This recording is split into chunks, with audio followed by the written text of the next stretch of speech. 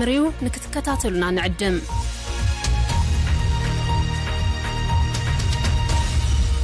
كون سجنتا BBC أفان أوروموت نولين ترا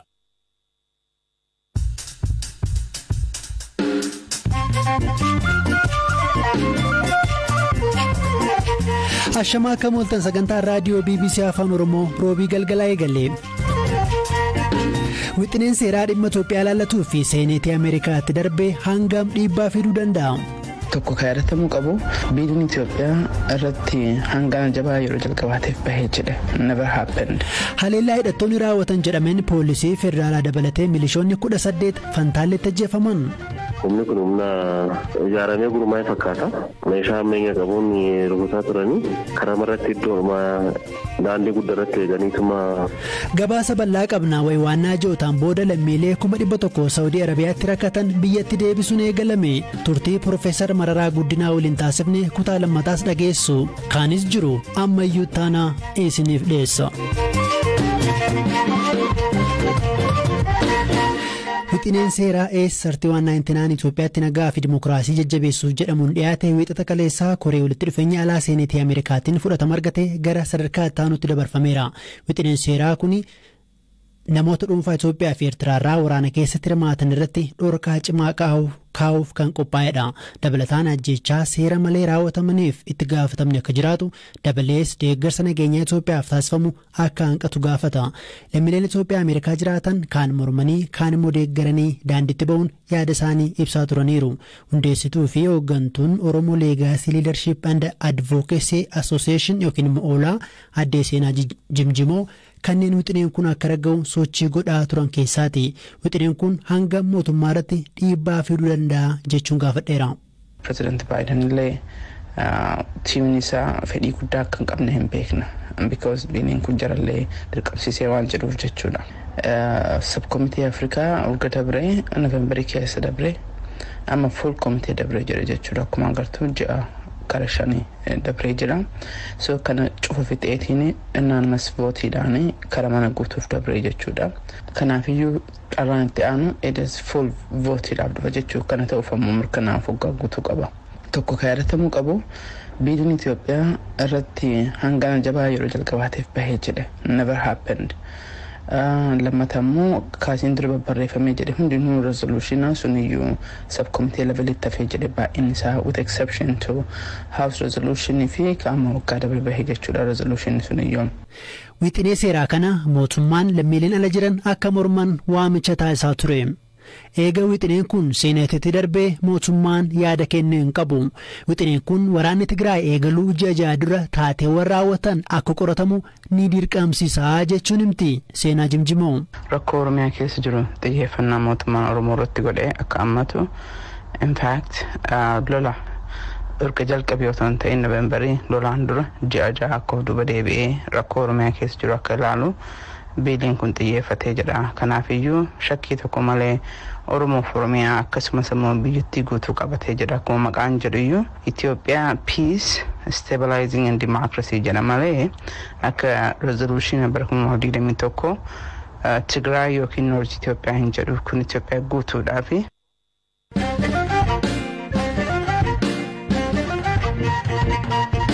Mootummaan Itoophiyaa guyyaarraa eegalee lammiilee Saawudii Arabiyaatti rakkatanii jiran biyyatti deebisuu eegaleera. Qondaaltonni olaanoo Itoophiyaa dubartootaa fi daa'imman marsaa jalqabaatiin gara biyyaatti deebifaman buufata xiyyaaraa idil addunyaa booletti simataniiru.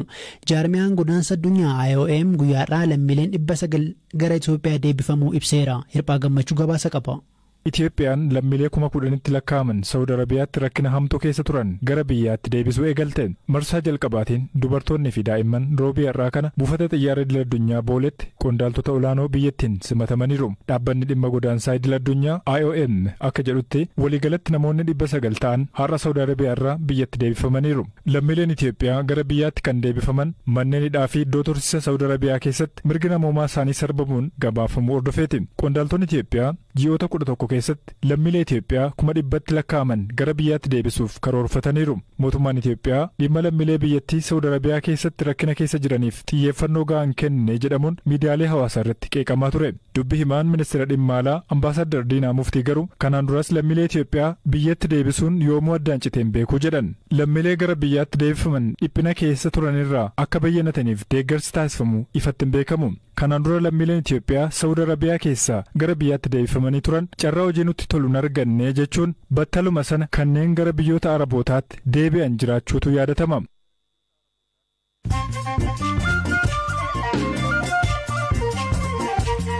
Amma mooduuwwan gaggabaaboon sinittani lammii Itoophiyaa magaalaa Naayiroobiitti baatii 4 dura karaarraa butame Saamsoon Takkala Mikaa'el ammallee akka hin argamne maatiin himan.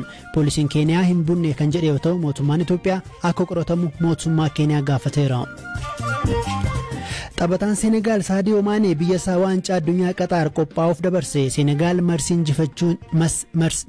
Masrii injifachuun kan dabarte. Gaanaa, Tuniziyaa, Morookoo fi Kaameruunis kanneen darbuu mirkaneeffatanidha.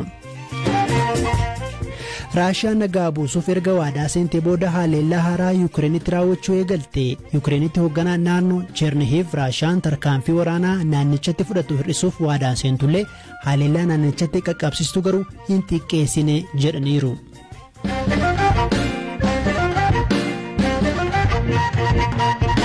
Oduutaan darbaa godina Shawaa Bahaa aanaa Fantaallee bakka Qorkee jedhamutti haleellaa raawwateen namoonni 20 olii ajjeefaman 15 madaa'uu mootummaan hime.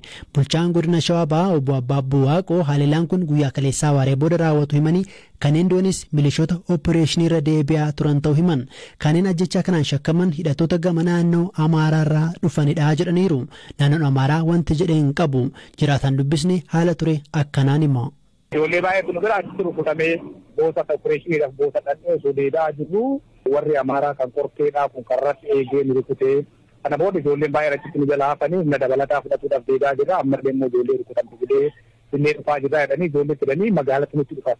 Ani kuffisanii erga kuffeen booda ijoollee lafa turte lafatti lolaa turanii ijoollee hanga dandeessu ofirraa lolaa turte warri milishaadhaa kan aanaa boota ooppereeshiniidhaaf dhaqee deedaa jiru kun ofirraa hanga danda'utti ofirraa ittisaa turanii garuu hin dandeenye isin qophoofne waan ta'eef isaan karaa deemaa turanii jarri qophaa'ee iddoo qabatee lolaaf qophaa'ee waan ta'eef asitti ijoollee baay'ee konkolaatarraa osoo isaan hin deemin bitanii lolli hamma galgala sa'aatii 12tti ta'ee halkan naannoo sa'aatii 12 warri gamanaa kun jalaa deeganii galan. Yeroo buusanis birma tureetu malaalaa ture naannoo nama 27. Bulchaan godina Shawaa Bahaa obbo Abbaabbuu Waaqoo hidhattoonni haleellaa raawwatan meeshaa jabaa hidhachuu himu. Qaama hin beekamne hidhatee jirutu milishaa keenya irratti tarkaanfii fudhatee eessaa dhufee kan jedhu ganaa qulqullaa jira. Tole bakki isaa garuu aanaa Fantaallee keessadha naannoo Qorkee jedhamu. Miidhaan dhaqqabee akkamii milishoota meeqatu du'e? Milishaan hojii dhammaaf baheeti gamtaadhaan hogguu deebi'u qaamni amma hidhatee qophaa'ee jiru kun rukutee kana keessatti namni naannoo 15 ta'u madaa'eera. Namni 18 gammaa kan du'ee jira. Kun immoo kan madaa ammeenya qabu kan madaa'es jira. Kan riifar ta'e jechaadha. Isaan keessaa namni 7 immoo madaa salphaadha. Humni kun humna ijaaramee gurmaa'ee fakkaata. Meeshaa ammeenya qabuun rukutaa turanii karaa irratti iddoo daandii guddaa irratti eeganiituma kareessa sa'aatii booda irratti dhukaasa akkasii irratti baranii isa booda qaamni nageenya bira dabalataan galeetti gidduu seenee kan tasgabbeessuu danda'e. Kanaaf qaamni kun amma poolisii federaalaattis raayyaan ittisa biyyaallee achitti gahee ooppereeshinii gaggeessaa jira.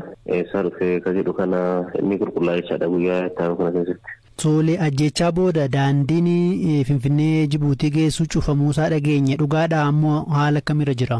Baramee jira amma yoo sanii taateen kun kan raawwatame daandii dhumarratti waan ta'eef akka miidhaan biraa geessuu hin dandeenyeef konkolaataa gamaa gamas deemu dhaabsifne amma erga humni raayyaa ittisa biyyaa galee booda daandiin banameera.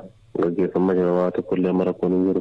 Jarri haleela raawwatan kun ee'uudha amma akka odeeffannoo dhageenyutti hidhattoota Amaaraa kan jedhanis jiru kan kaan jedhanis jiru garuu akkasiin akka bulchaa godinaatti amma odeeffattanii jirtanitti qaamoleen kana raawwatu ittanii shakkitan ee'uudha. Amma daangaa naannoo keenyaatiif Amaaraa irratti waan ta'eef amma hidhattoota isaan keessaa finxaaleeyyii bahanii dhufan waan jiru kanadha shakkiin kan jiru malee wanni qulqullaa'ee isaan jedhamu hin jiru. Sababni isaa isaan keessaa namoonni du'an jiru. Seedhaan warri dhaqqabameetiin waan kana ragaa fiduu danda'ame hin jiru. Kanaaf inni kun qulqullaa'uu gaafata qaamni kun eenyudha kan jedhu amma daangaa warri hafe kun gara keessaatti gara naannoo isaaniitti kan dhiyeesse.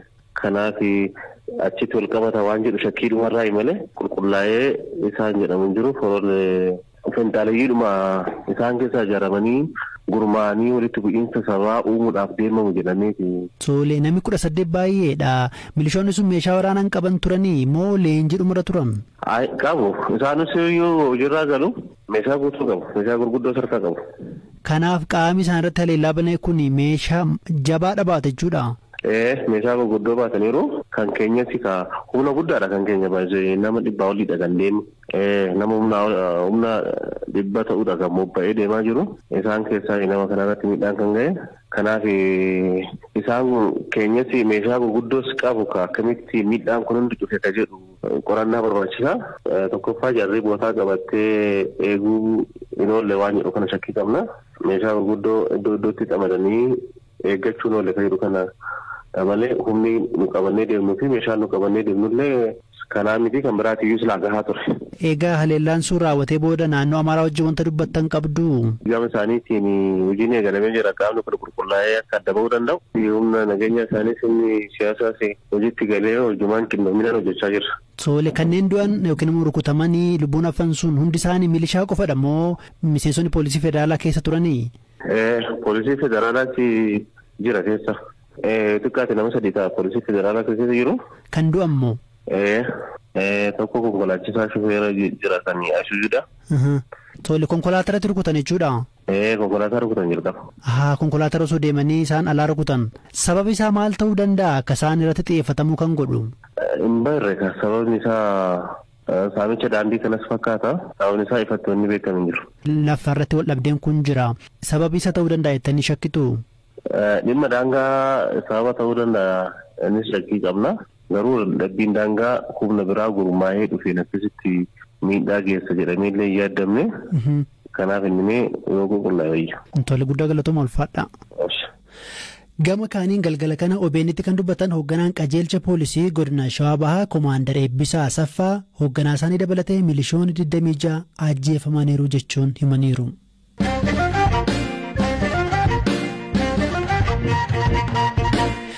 Yaa'ii waliigalaa xumura torban darbee taa'een paartiin koongireesii federaalaa Oromoo akkuma TPLF waliin godhame hidhattoota Oromiyaa keessa sossoo waliin araarri akka taasifamu gaafateera.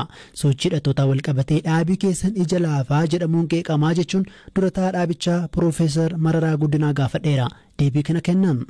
Dhiyaa Oromiyaa jechuun nuti achumatti dhalannee dhufnee jechuu kooti. Dhiyaa Oromiyaa irraan dhufee namni attaalus dhimma Oromiyaa irraa dhufee caljedduus hin qabnu maalis hin qabnu garuu ijoolleen Oromoo bosona jiran hidhatanii mirga saba ofiitiif lolaa jiranii waliigaltee biyyaa wayii marii biyyaa kana keessatti akka hammatamanii mootummaa gaafanneerraa humnaan balleessina jedhee qophii mootummaan godhu kanas hin baasuu egeree Oromootiif hin ta'u jennee baafneerraa. Miseensota Koree hojii raawwachiiftuu 17 keessaa dubartiin tokko qofaadha.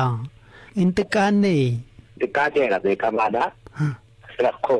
Rakkoon keenya Oromiyaa gubbaatti waan deemaa jiru sinis beektu barbaadeedhaa fi dhiibbaan mootummaa irra baannee bituu dandeenye. Yaada keessan garuu badheera rakkoon biraa mitiidha. Dhiibbaa jiruudhaan lakkoofsi dubartoota xiqqaateedha yaadi keessan.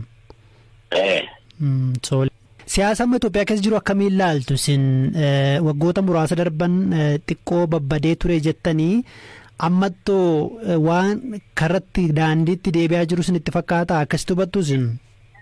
Karaa keenya Itoophiyaan ammayyuu karaa qaxxaamuraa guddaa isa afaan Ingiliziitiin dangerous crossroad gubbaa jirra ammayyuu. Gama lixaa fi kibba Oromiyaa sana duratti natti himtaniittu karaa nagaan furamuu qabaa jedhama yeroo hundaa karaa nagaan ni jedhan kun garuu isa akkamiiti salphaadha eenyutu maal gochuu qaba? Salphaadha. Aangoo jennee wal balleessinee baduu barbaanne immoo karaan fagoodha. Duratti Profeesar Mararaa Guddinaa dhageenya dhaggeeffattoota keenya sagantaan BBC Afaan Oromoo roobii galgalaa xumuramaatti jira. Sagantaa kana kan isiniif dhiyeesse ammayyuu taanaadha kan qopheesse Hirphaa Gammachuudha.